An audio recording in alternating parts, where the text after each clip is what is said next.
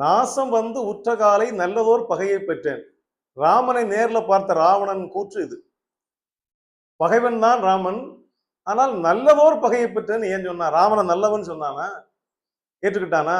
நாசம் வந்து உற்ற காலை நல்லதோர் பகையை பெற்றேன் என்றால் அந்த நல்ல என்ற சொல் என்ன பொருளை குறிக்கிறதுன்னா, சரியான எதிரிடா எனக்கு. எனக்கு வாய்த்த எதிரி, எனக்கு ஏற்ற எதிரி, இல்ல என்னை விட பெரிய எதிரி. சரியான மழை, நல்ல மழை. நல்ல மழை என்றால் பெரிய மழை.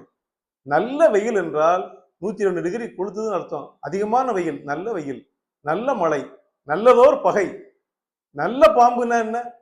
நல்ல பாம்பு நல்ல பாம்பா? இல்ல, நல்ல பாம்புடா.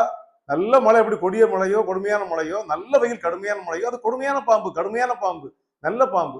நல்ல பசிப்பா, நல்ல பசினா அகோர பசி, கடுமையான பசி. நல்ல பரிசு கேட்டாயப்பா, கேட்க கூட பரிசை கேட்டியடா. அப்ப நல்ல என்பது கடுமையான, அதிகமான, மிகுதியான, எப்படியெல்லாம் சொல்லை நல்ல என்ற சொல் குறிக்கிறது பெரியவர்களே.